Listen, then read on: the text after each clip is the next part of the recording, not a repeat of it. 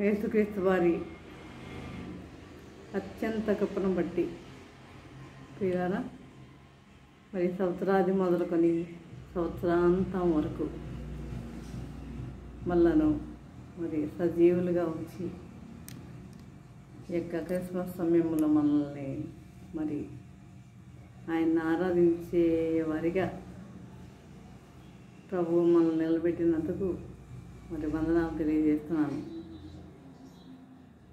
ప్రభుకి వేలాది వందనాలు తెలియజేస్తున్నాను. పిల్లారా, అందరూ బాగున్నారు కదా?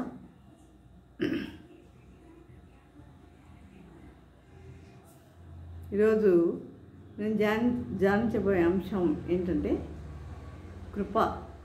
దేవుని యొక్క కృప ఎలా ఉంటుంది అన్న విషయంలో నేను ధ్యానించబోతున్నాను. చూడండి, దేవుని కృప చాలా అద్భుతమైనది, చాలా అద్భుతమైనది. యేసునందు విశ్వసించడం ద్వారా మాత్రమే ఆ కృప మనకి లభిస్తుందన్నమాట. అంటే ఆయన్ని మనము విశ్వసించాలి, ఆయన నమ్మాలి. అప్పుడే మనకి ఆయన యొక్క కృప అనేది మనకి వస్తుంది. అనేక మంది తమ జీవితాల్లో దేవుడు ఇచ్చిన కృపను కాపాడుకోలేకపోతున్నారు.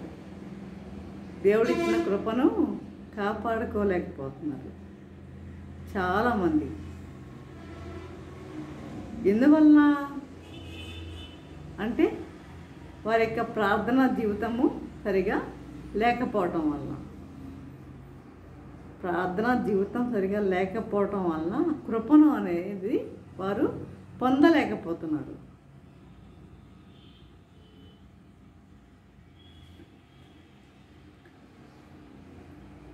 కృప వ్యర్థమవుట అనేది అత్యంత ప్రమాదకరమైనదని పౌలు భక్తుడు హెచ్చరిస్తున్నాడు.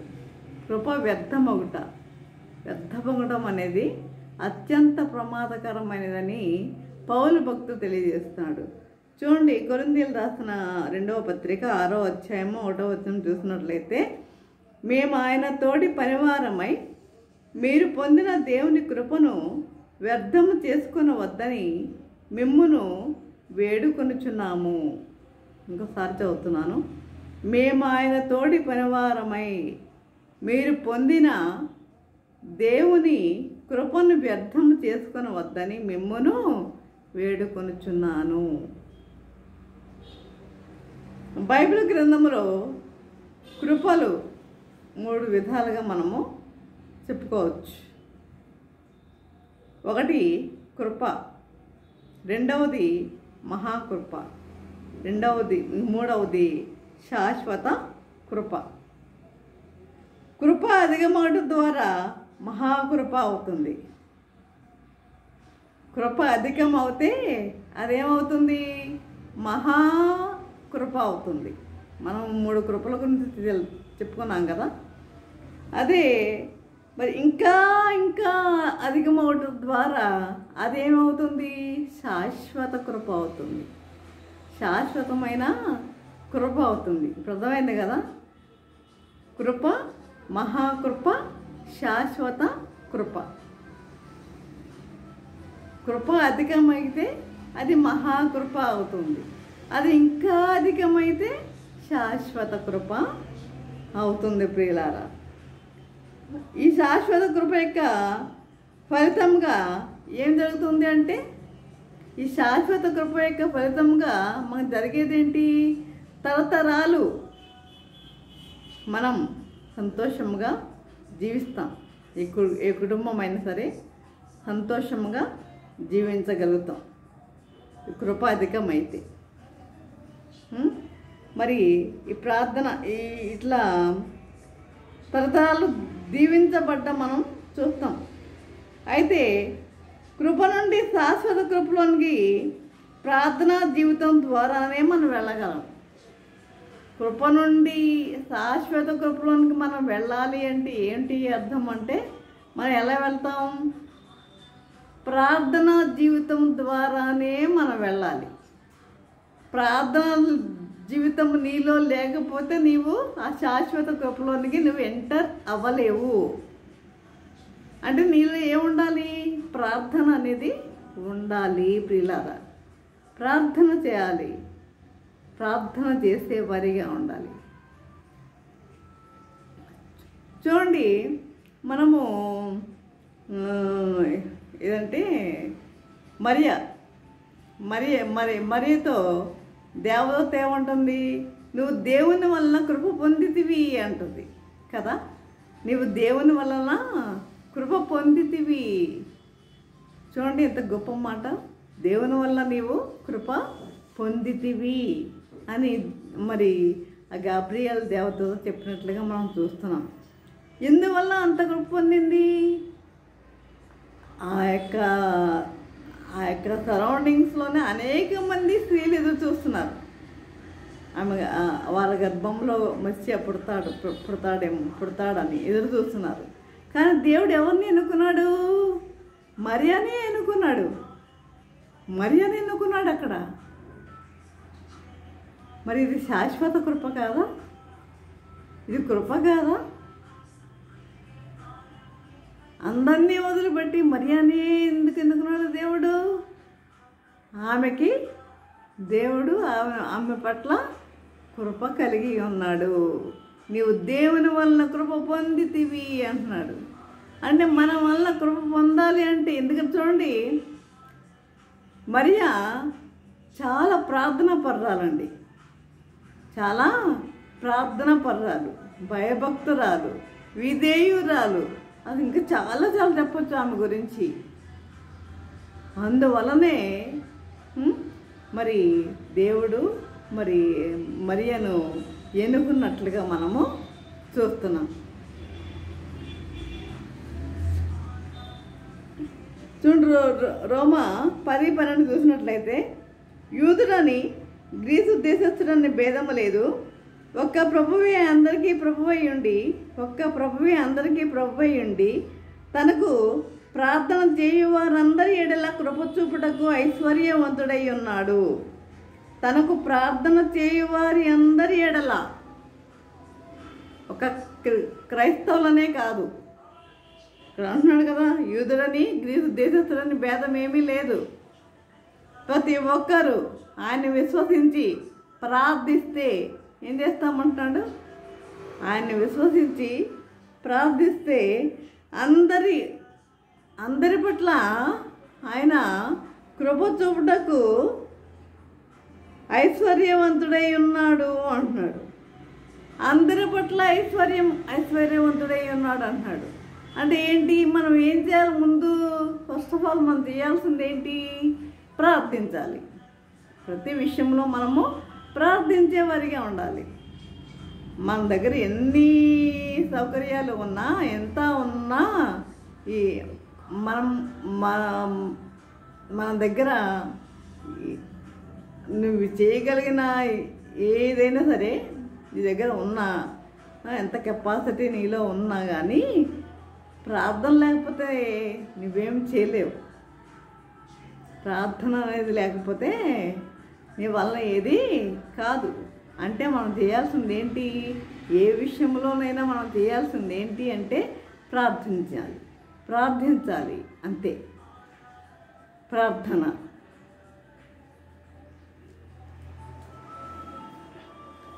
అదే చూడండి,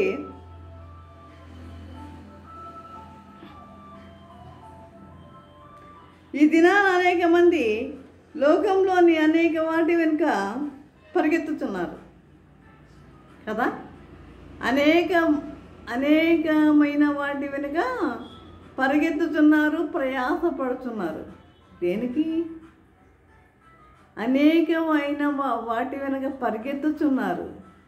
చూడండి, కొంతమంది రాజకీయాల్లోకి వెళ్తారు. అంటే ఏంటి? ఎందుకు? ఒకవైపు ఏమో చర్చికి వస్తారు, చర్చిలో వాక్యాలు చెప్తారు, మళ్ళీ ఏం చేస్తారు? రాజకీయాల వైపు, ఇంకా రకరకాల వాటి వైపు పరిగెడుతూ ఉంటారు. సినిమాల వైపు, వీటి వైపు పరిగెడుతూ ఉంటారు. అలా పరిగెట్టద్దు. రెండు విధాలుగా ఆ విధంగా మనము ఉండవద్దు. అదే ప్రకటన గ్రంథంలో మనం చూస్తాం, నువ్వు చల్లగానన్నా ఉండు, వెచ్చగానన్నా ఉండు, నులివెచ్చని స్థితిలో మాత్రం నీవు ఉన్నట్లయితే దేవుడు ఏం చేస్తానంటున్నాడు, ఉమ్మి వేస్తాను నీ మీద అంటున్నాడు. నులివెచ్చని స్థితిలో మనం ఉండొద్దు. అన్నీ కావాలంటే ఎలాగా? నీకు లోకం కావాలా, లేకపోతే దేవుడు కావాలా? ఏదో ఒకటి డిసైడ్ చేసుకో. ఏదో ఒకటి డిసైడ్ చేసుకోవాలి నువ్వు. ఈ లోక స్నేహము దేవునితో వైరం అని మీకు తెలియదా? యాకోబు పత్రికలో మనం చూస్తాం, ఈ లోక స్నేహము దేవునితో వైరం అని మీకు తెలియదా? ఈ ఒకవైపు లోకంతో స్నేహం చేస్తాం, మళ్ళీ ఒకవైపు దేవుడు దేవుడు దేవుడు అంటాం, ఒకవైపు మళ్ళీ దేవుడు దేవుడు అంటాం. ఇది దేవుడు అంగీకరించని పని అండి. ఇష్టమై ఆయన ఇది యాక్సెప్ట్ చేయడు. అందుకన్నాడు కదా, చల్లగానన్నా ఉండు, వెచ్చగానన్నా ఉండు, నులివెచ్చని స్థితిలో మాత్రం నీవు ఉండవద్దు అంటున్నాడు. చూడండి, ఇప్పుడు పండగ వస్తుంది, క్రిస్మస్. క్రిస్మస్ అంటే ఏంటి? క్రిస్మస్ అంటే ఏంటి? క్రీస్తుని ఆరాధించటం. క్రీస్తుని ఆరాధించటం అంటే ఆత్మతో సత్యంతో మనము ఆరాధించే వారిగా ఉండాలి. ఆత్మతో సత్యంతో ఆరాధించడం అంటే ఏంటి? ఆత్మతో సత్యంతో ఆరాధించడం అంటే అనేకమైన క్రిస్మస్లు పెట్టుకొని పాటలు పాడుతూ డాన్సులు చేస్తూ మనం ఈ విధంగా చేస్తే దేవుడు ఏమైనా సంతోషపడతాడా? దేవుడు ఇష్టపడే పని కాదు కదా ఇది. ఆత్మతో సత్యంతో ఆరాధించమంటున్నాడు ఆయన్ని. చూడండి, మనం చర్చికి వెళ్ళేటప్పుడు మనం ఎలా వెళ్తాం? రేపు క్రిస్మస్కి వెళ్ళేటప్పుడు మనం చర్చికి క్రిస్మస్కి ఏ విధంగా వెళ్తాం మనం? అప్పుడు చూడాలి ఎలా వెళ్తాం మనం, ఏ విధముగా మనము వెళ్తాము అంటే అసలు మన ఒంటి నిండా కూడా ఏముంటాయి?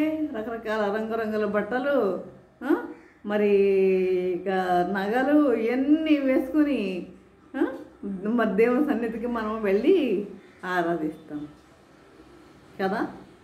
చూడండి, ప్రకటన గ్రంథంలో 4వ అధ్యాయం అనుకుంటా, 4వ అధ్యాయం 11వ వచనంలో 24 పెద్దలు అక్కడ దేవుని ఎదుట వారి యొక్క కిరీటాలు పక్కన పెట్టేసి ప్రభుకి సాగిలు పడ్డారు. వాళ్ళు ప్రభుకి సాగిలు పడ్డారు. వారి యొక్క కిరీటాలు పక్కన పెట్టి ప్రభుకి సాగిలు పడ్డారు. మనం ఏం చేస్తాం? కిరీటాలు పెట్టుకొని వెళ్తాం దేవుని దగ్గరికి కదా. కిరీటాలు పెట్టుకుని అంటే ఏంటి? కిరీటాలు పెట్టుకుని అంటే మనం బాగా అలంకరించుకుని వెళ్తాం కదా. అసలు మనం అక్కడ క్రిస్మస్ రోజున దేవుణ్ణి ఆరాధించడం అంటే ఏంటి? ఆత్మతో సత్యంతో ఆరాధించడం అంటే ఏంటి? నీవు ముందు దేవుణ్ణి హైలైట్ చేయాలి. నువ్వు హైలైట్ అవ్వకూడదు. అక్కడ దేవుణ్ణి హైలైట్ చేసేవారిగా ఉండాలి. దేవుణ్ణి హైలైట్ చేయాలి మనం, ఆ ప్రభువుని. కానీ మనమే ముందు ఎలా ఏ విధంగా వెళ్తాము అనేది మనందరికీ తెలిసిన విషయమే. కాబట్టి ఈ విధంగా జీవిస్తున్నప్పుడు కృప మనకి ఎలా వస్తుందండి? కృప అనేది మనం ఎలా పొందగలము? ఇక్కడ మనము ఒక విషయం చెప్తా చూడండి. దానియేలు గ్రంథంలో మనం చూస్తాం. దానియేలు గ్రంథంలో 3వ అధ్యాయము 16వ వచనంలో చూస్తే, 3వ అధ్యాయం 16వ వచనంలో అక్కడ నెబుకద్నెజరు ఒక పెద్ద విగ్రహాన్ని నిలబెడతాడు. దానికి పూజించమంటాడు. పూజించని వాళ్ళని ఏం చేస్తా అంటాడు? అగ్నిగుండంలో పడేస్తానంటాడు కదా. అయితే అందరూ మరి అగ్నిగుండంలో పడిపోవడానికి ఎవరు ఇష్టపడరు కదా, చనిపోవడానికి ఎవరు ఇష్టపడరు కదా. కాబట్టి అందరూ పూజించే ఉంటారు. కానీ ఈ షడ్రక్ మెషక్ అబేద్నెగోలు మాత్రము దానికి ఇష్టపడలేదు. చూడండి, చదువుతున్నాను 16వ వచనము. షడ్రకును మెషకును అబేద్నెగోయు రాజుతో ఇలాగ చెప్పిరి. ఏం చెప్తున్నారు? నెబుకద్నెజరు, ఇందుని గురించి నీకు ప్రత్యుత్తరం ఇయ్యవల్ల చింత మాకు లేదు. మేము సేవించుతున్న దేవుడు మండుతున్న వేడిమి గల ఈ అగ్నిగుండంలో నుండి మమ్మను తప్పించి రక్షించుటకు సమర్థుడు. మేము సేవిస్తున్న దేవుడు,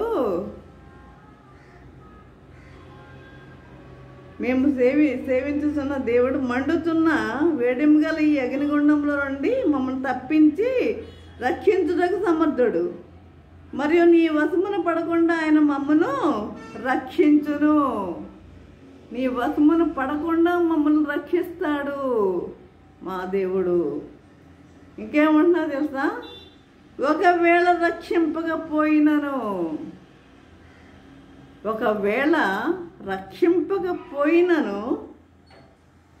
రాజా, నీ దేవతలకు మేము బోధింపమనియు నీవు పెట్టించిన బంగారు ప్రతిమకు నమస్కరింపమనియు తెలుసుకొనుము. అందుకు నెబుకద్నెజరు అత్యాగ్రహమును నొందినందున షడ్రక్ మెషక్ అబేద్నెగోను వారి విషయంలో ఆయన ముఖము వికారం ఆయన గనుక గుండమురి ఏనటికన్నా 7 అంతలు వేడముగా చేయమని ఆజ్ఞ ఇచ్చాను. మరియు తన సైన్యంలో నుండి బలిష్ఠుల్లో కొందరిని పిలువనంపించి ఈ ముగ్గురిని వేడిమి గల మండుతున్న గుండములో వేడని ఆజ్ఞ ఇయ్యగా వారు అంగీలను నిలువటంగీలను పై వస్త్రములను తక్కిన వస్త్రములను తీయగయే ఉన్నపాటున ముగ్గురిని వేడిమి గల మండుతున్న అగ్నిగుండం మందు పడవేసిరి. రాజాజ్ఞ తీవ్రమైనందున గుండము మిక్కిలి వేడిమి గలదైనందున షడ్రక్ మెషక్ అబేద్నెగోలు విసిరివేసిన మనుషులు అగ్నిజ్వాలల చేత కాల్చబడి చనిపోయేది. విసిరివేసిన వాళ్ళు చనిపోయారు అక్కడ. చూడండి, ఈ ముగ్గురిని షడ్రక్ మెషక్ అబేద్నెగోలను ఈ ముగ్గురిని విసిరివేసిన వాళ్ళే అక్కడ చనిపోయారు. కానీ ఆ గుండంలో ఎవరు కనిపించారు రాజుకి? ఈ ముగ్గురితో పాటు ఎవరు కనిపించారో చూడండి. అది కూడా షడ్రక్ మెషక్ అబేద్నెగోలు ఆ ముగ్గురు మనుషులు బంధింపబడిన వారు వేడిమి కలిగి మండుతున్న గుండంలో పడగా రాజు నెబుకద్నెజరు ఆశ్చర్యపడి తీవ్రంగా లేచి, మేము ముగ్గురు మనుషులను బంధించి ఈ అగ్నిలో విసిరితిము కదా అని తమ మంత్రుల అడిగాను. వారు రాజా సత్యమని రాజుతో ప్రత్యుత్తరం ఇచ్చిరి. అందుకు రాజు, మేము 4 మనుషులు బంధకములు లేక అగ్నిలో సంచరించుట చూస్తున్నాం. ముగ్గురితో పాటు ఎవరు ఇంకొకరు కూడా ముగ్గురితో పాటు ఉన్నారని చెప్తున్నాడు రాజు. వారికి హాని ఏమీ కలగలేదు. 4వ వాని రూపం ఎలా ఉందంట? దేవతల రూపం పోలిందని వారికి ప్రత్యుత్తరం ఇచ్చాను. దేవతల రూపము పోలి ఉన్నదని. కనీసం వారికి వెంట్రుక కాలిన వాసన కూడా ఎవరికి కూడా రాలేదు.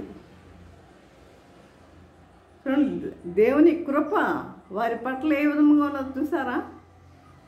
దేవుడు ఏ విధంగా రక్షించాడో చూసారా? అగ్నిగుండమున పడవేసినా కూడా దేవుడు ఏ విధంగా రక్షించాడు. కాబట్టి ఆ కృప అనేది మనకి ఉండాలి అంటే మనకు ఉండాల్సింది ఏంటి? ప్రార్థనా శక్తి అనేది మనలో ఉండాలి. ప్రార్థన అనేది మనకి ఉండాలి ప్రియులారా. కాబట్టి మనం ఈ విధముగా ప్రార్థన కలిగి మనము జీవించే వారముగా ఉండాలి. ఏ విషయముకు కూడా మనము బెదిరిపోయేవారిగా ఉండవద్దు. దేవుని యందు మనము భయభక్తులు కలిగి జీవించేవారిగా ఉందాం. కాబట్టి ఈ కృప మనకి రావాలి అంటే ప్రార్థనలో ఎక్కువ టైం గడిపేవారిగా ఉండాలి. మరి దావీదుని చూస్తే రోజుకి ఎన్నిసార్లు ప్రార్థించేవాడు? ఏడు మార్లు ప్రార్థించేవాడు. మరి దానియేలు మూడు సార్లు ప్రార్థించేవాడు. ఆయన ఈ విధముగా మరి మరి మీ ప్రార్థన, నా ప్రార్థన ఏ విధముగా ఉన్నది? మనం ఎలా ప్రార్థిస్తున్నాం? దేవునికి మన టైం ఎంత కేటాయిస్తున్నాం? మనకి ఎంత టైం, మనం దేవునికి ఎంత టైం కేటాయిస్తున్నాం? మనం ఒకసారి ఎప్పుడైనా ఆలోచించుకున్నారా? లేకపోతే ఈ లోక విషయాల్లోనే అతుక్కుపోయి ఈ లోక విషయాల్లోనే ఉంటున్నారా? ఈ లోక విషయాల్లోనే మీరు ఉండేవారిగా ఉన్నారా? ఆ విధంగా ఉండకుండా ఈ పనులు అవసరమే, కానీ ఈ పనులు చేసుకోండి. ప్లస్ ఇంక మీరు చేయాల్సింది ఏంటి? దేవునికి కూడా మనము టైం ఇచ్చేవారిగా ఉండాలి ప్రియులారా. కాబట్టి ఈ విధంగా మనము మరి ఆ ప్రభు యొక్క కృపకు పాత్రల మోటకు పరిశుద్ధాత్మ దేవుడు సహాయం చేసి నడిపించునుగాక. ఆమేన్. ప్రార్థన చేసుకుందాం. పరిశుద్ధుడా, ప్రేమగల తండ్రి, నీ పరిశుద్ధ పాదము దేవా ప్రభా తండ్రి, ఇంతవరకునైనా ప్రభా నీ వాక్యం ద్వారా తండ్రి మాతో మాట్లాడిన విధానం బట్టి తండ్రి మీకు వందనం తెలియజేసుకుంటున్నాం ప్రభా. తండ్రి, ఇప్పుడు మరి కృప గురించి మేము నేర్చుకుని ఉన్నాం నాయన ప్రభా. తండ్రి, కృప ఏ విధంగా పొందుతామనే విషయాన్ని గురించి ధ్యానించుకుని ఉన్నాం నాయన ప్రభా. ప్రార్థన శక్తి ద్వారా నాకు ఈ కృపను మేము పొందగలమన్న విషయాన్ని మేము నేర్చుకుని ఉన్నాము తండ్రి. ఆ విధంగా నా ప్రతి ఒక్కరు తండ్రి నాయన మరి ప్రార్థన జీవితాన్ని కలిగి ఉంటకు నీ కృప దయచేయండి నాయన ప్రభా. నేను భయభక్తులు కలిగి జీవించేవారిగా ఉంటకు నీ కృప అనుగ్రహించమని యేసునామంలో అడిగి వేడుకొంచున్నాము తండ్రి. ఆమెన్. తండ్రి అయిన దేవుని ప్రేమయు, కుమారుడైన యేసుక్రీస్తు కృపయు, పరిశుద్ధాత్మక అన్యోన్య సహవాసము సకల దీవెనలు సదాకాలము ప్రభా. తండ్రి, ఎంతమంది అయితే ప్రభా వాక్యం విన్నారు ప్రతి ఒక్కరికి తోడే నిలిచిండను గాక. Amen, amen, amen.